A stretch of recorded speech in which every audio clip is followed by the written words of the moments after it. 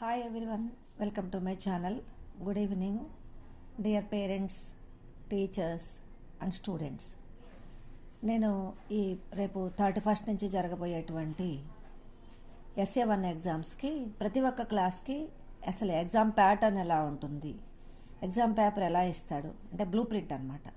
దాని గురించి నేను ఇప్పుడు ఎక్స్ప్లెయిన్ చేయబోతున్నాను. అంటే గద్య భాగం నుంచి ఎలా ఇస్తాడు, పద్య భాగం నుంచి ఎలా ఇస్తాడు, ఉపవాచకం నుంచి ఏమి ఇస్తాడు, సారాంశాలను ఇస్తాడు, ఎన్ని మార్కులకి ఇస్తాడు, అలాగే వ్యాకరణాంశాలు ఏమేమి ఉంటాయి, ఇవన్నీ అనమాట.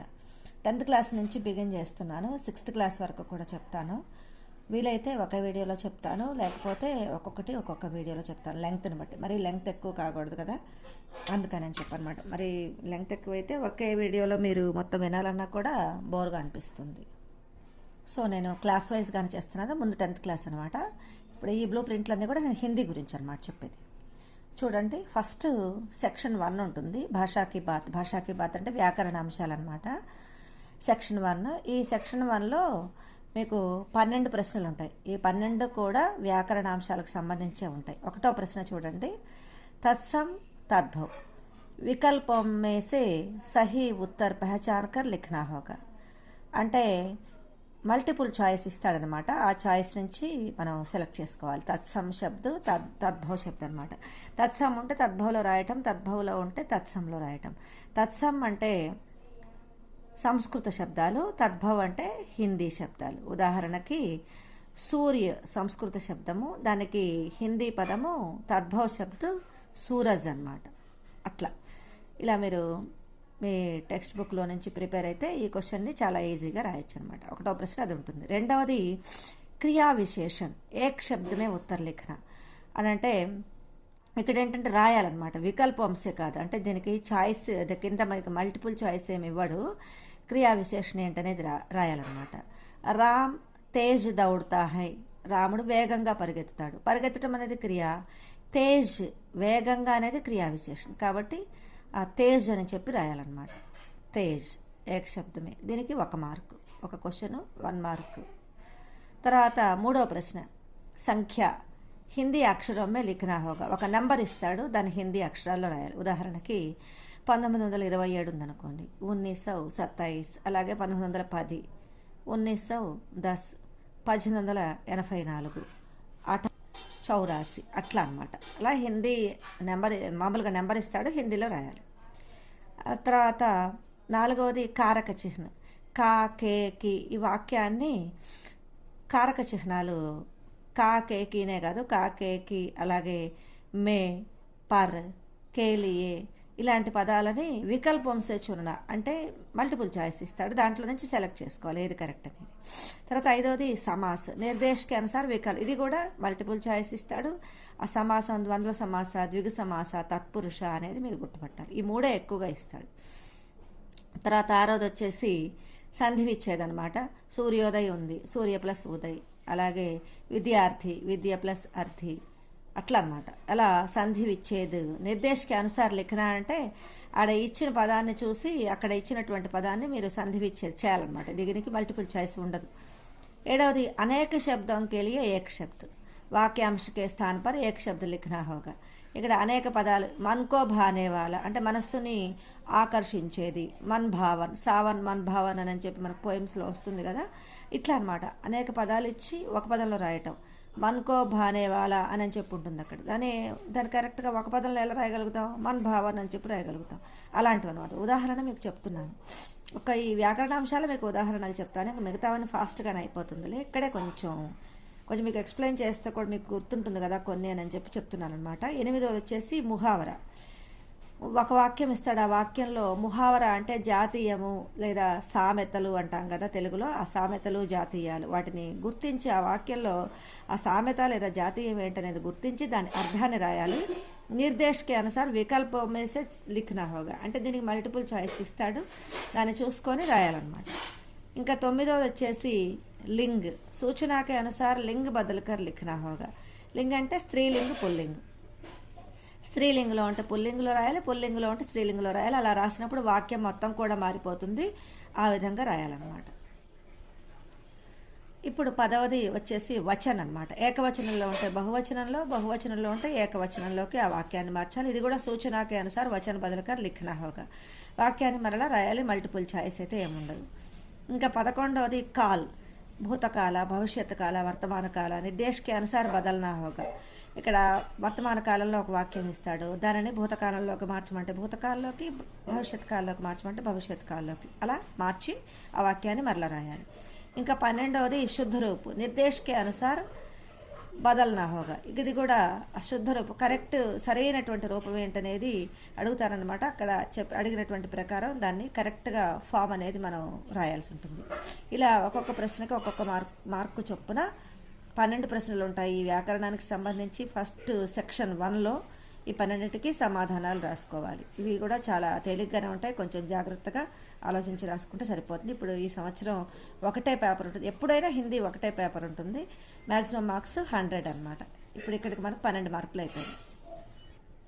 నెక్స్ట్ ఇప్పుడు సెక్షన్ 2.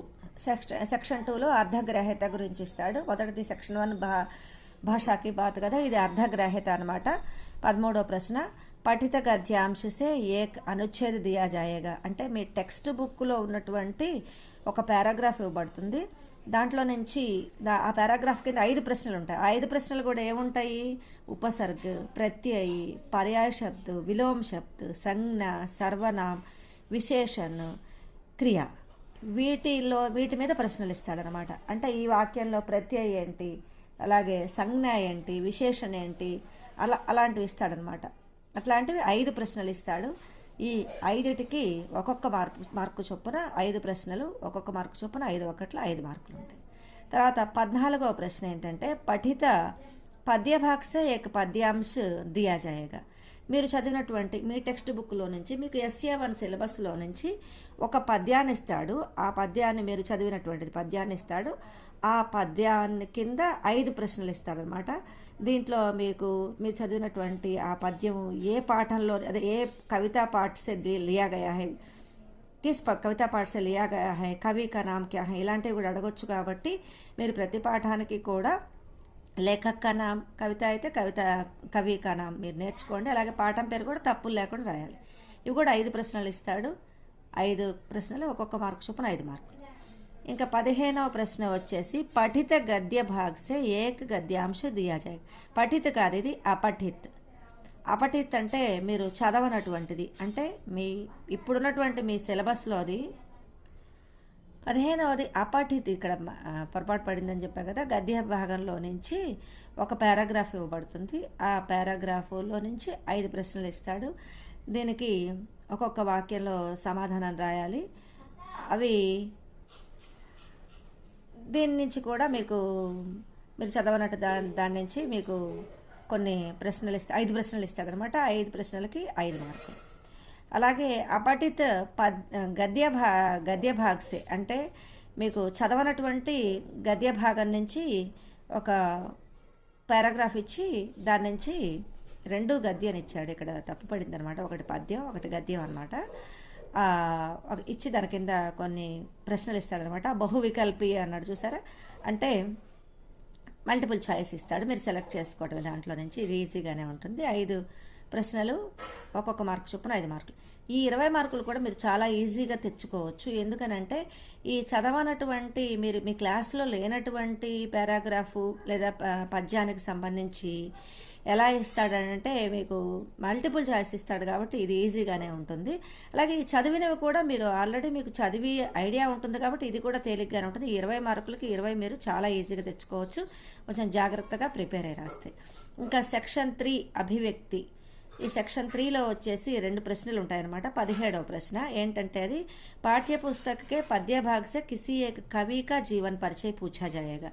ఒక కవి పరిచయం అడుగుతాడనమాట. మీకు ఇప్పుడు ఉన్నటువంటిది ఏంటి, బరస్తే బాధలు ఒకటి, హమ్ భారత్వాసి, అలాగే భక్తిపద్ ఉన్నది, కవితా పాట అవే కదా.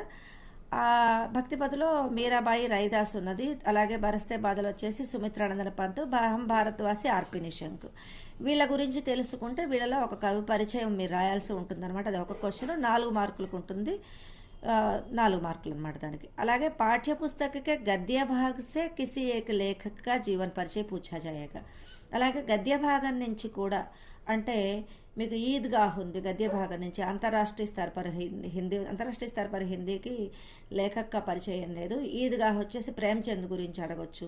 అలాగే గద్య భాగం నుంచి మీకు ఏ కవి పరిచయాలు అయితే ఉంటాయి లేఖక పరిచయం ఉంటుందో లేఖక గురించి వాళ్ళ గురించి మీరు రాయవలసి ఉంటుంది. అది మీరు బాగా చదువుకోవాలి. దానికి కూడా 4 మార్కులు ఉంటాయి అన్నమాట. అంటే పద్య భాగం నుంచి ఒక కవి పరిచయము, గద్య భాగం నుంచి ఒక లేఖక పరిచయం మీరు రాయవలసి ఉంటుంది. ఇక్కడ ఛాయిస్ ఏమి ఉండదు కాబట్టి చక్కగా దీన్ని కూడా చదువుకోవచ్చు. మనకు తెలిసిందే కదా, ఈ బ్లూ ప్రింట్ మన కనుక మీరు చూస్తే మీరు చక్కగా ప్రిపేర్ అవ్వచ్చు. నెక్స్ట్ ఇప్పుడు సెక్షన్ 4కి వెళ్దాము. సెక్షన్ 4 కూడా అభివ్యక్తి అన్నమాట. ఇందులో వచ్చేసి ప్రశ్నలు ఉంటాయి. 19, 20 ప్రశ్నలు పద్య భాగం నుంచి 2 ప్రశ్నలు ఇస్తారు. 2 ప్రశ్నలు ఒక్కొక్క దానికి 3 మార్కులు, 6 మార్కులు. ఈ 3 మార్కుల ప్రశ్నలకి మీరు 3 లేక 4 వాక్యాల్లో రాస్తే సరిపోతుంది. చిన్నవే అన్నమాట. అలాగే 21, 22, 23 గద్య భాగం నుంచి 3 ప్రశ్నలు ఇస్తాడు. పద్య భాగం నుంచి 2 ప్రశ్నలు ఇస్తాడు. గద్య భాగం నుంచి 3 ప్రశ్నలు ఇస్తాడు.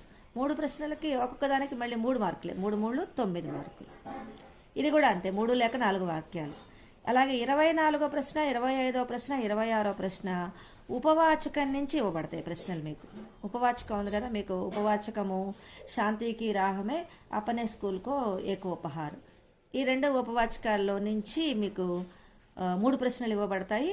3 3 9 మార్కులు. ఇది కూడా అంటే గద్య భాగం నుంచి 3, ఉపవాచకం నుంచి 3, పద్య భాగం నుంచి 2 అన్నమాట. ఇలా మీరు గుర్తుపెట్టుకుంటే చక్కగా మీరు ప్రిపేర్ అవ్వగలుగుతారు. 3 లేక 4 వాక్యాలు రాస్తే సరిపోతుంది. ఇంకా నెక్స్ట్ సెక్షన్ 5. సెక్షన్ 5 వచ్చేసి 27వ ప్రశ్నలో 2 ఉంటాయి అన్నమాట. యా అంటే లేఖ అని ఆర్ అంటాం కదా ఇంగ్లీష్లో. అలా 27వ ప్రశ్న पद्य भाग से 2 सारांशात्मक प्रश्न पूछे जाएंगे. किसी एक प्रश्न का उत्तर 15 पंक्तियों में देना होगा. అంటే ఆ అయినా రాయొచ్చు, అయినా రాయొచ్చు. అంటే 2 సారాంశాలు అడుగుతాడు. పద్య భాగ సారాంశాలు 2 అడుగుతాడు. ఆ రెండిట్లో నుంచి మీరు 1 రాస్తే సరిపోతుంది. 15 వాక్యాలు రాయాలన్నమాట. దానికి 10 మార్కులు. అలాగే ఇక 28వ ప్రశ్న గద్య భాగం నుంచి 2 సారాంశాలు అడుగుతాడు. ఇలాగే దాంట్లో 15 మార్కులు 15 వాక్యాల్లో రాయాలి. ఇప్పుడు 27వ ప్రశ్నలో చాయిస్ ఉంటుందన్నమాట. పద్య భాగం నుంచి 2 సారాంశాలు ఇస్తాడు, రాయాలి. ఒకటి రాయాలి, 10 మార్కులు. అలాగే 28వ ప్రశ్న కూడా గద్య భాగం నుంచి 2 సారాంశాలు ఇస్తాడు, 1 రాయాలి, చాయిస్ ఉంటుందన్నమాట. అది 10 మార్కులు. ఇంకా లాస్ట్ సెక్షన్ వచ్చేసి 6th సెక్షన్ అనమాట, సృజనాత్మక అభివ్యక్తి. ఇది 29వ ప్రశ్న. ఇక్కడ కూడా చాయిస్ ఉంటుంది. ఏంటంటే ఇది పత్రలేఖన్, ఏక్ ఔపచారిక్ और ఏక్ అనౌపచారిక్. అంటే అఫీషియల్ లెటర్, పర్సనల్ లెటర్ అనమాట. ఈ 2 ఇస్తాడు. ఈ రెండిట్లో నుంచి 1 రాస్తే సరిపోతుంది. దీనికి 1 రాయాలి కాబట్టి ఒకదానికి 8 మార్కులు ఉంటాయి. తర్వాత 30వ ప్రశ్న కూడా 2 నిబంధనలు ఇస్తాడు. నిబంధన అంటే జనరల్ ఎస్సే అనమాట. ఎస్ఎస్ ఇస్తాడు. ఆ 2 నిబంధనల్లో నుంచి 1 రాస్తే సరిపోతుంది. 2 నిబంధన दिए जाएंगे, किसी एक प्रश्न का उत्तर देना होगा. ఆ और ఆ కే ప్రశ్న హోంగే. ఆ అని చెప్పి అని చెప్పేసి 2 ఉంటాయన్నమాట. 1 రాస్తే సరిపోతుంది. దానికి 8 మార్కులు. ఇది మీకు 100 మార్కులకి మీకు ఉండేటువంటి పేపర్ అనమాట. ఒక్కసారి మరలా మీకు సిలబస్ గుర్తు చేస్తాను. నెక్స్ట్ 6th క్లాస్ వీడియో పెడతాను. ఇది 10th క్లాస్ సిలబస్ అనమాట. ఒకసారి చూసుకోండి. బరస్తే బాధలు, ఈద్గాహ్, శాంతికి రాహమే ఉపవాచక్, हम भारतवासी అనేటువంటి ఇది కవితా పాట, అంతర్రాష్ట్రీయ స్థాయి పర్ హిందీ, భక్తి పద్ కవితా పాట, अपने स्कूल को एक उपहार ఉపవాచక్, జల్ హీ జీవన్ హై ఇది గద్య అనమాట. తర్వాత ఇవి కాక పత్రలేఖనం, నిబంధన ఉంటాయి. ఇది సిలబస్. తప్పకుండా ఈ వీడియోని మీ ఫ్రెండ్స్కి షేర్ చేయండి. అలాగే ఈ ఛానల్ ఎవరైనా ఫస్ట్ టైం చూస్తున్న వాళ్ళైనా సబ్స్క్రైబ్ చేసుకోకపోయినా తప్పకుండా సబ్స్క్రైబ్ చేసుకోండి. మిగతా క్లాసుల వీడియోస్ కూడా నెక్స్ట్ వస్తాయన్నమాట. తర్వాత ఇంపార్టెంట్ కూడా చెప్తాను. Okay, thank you.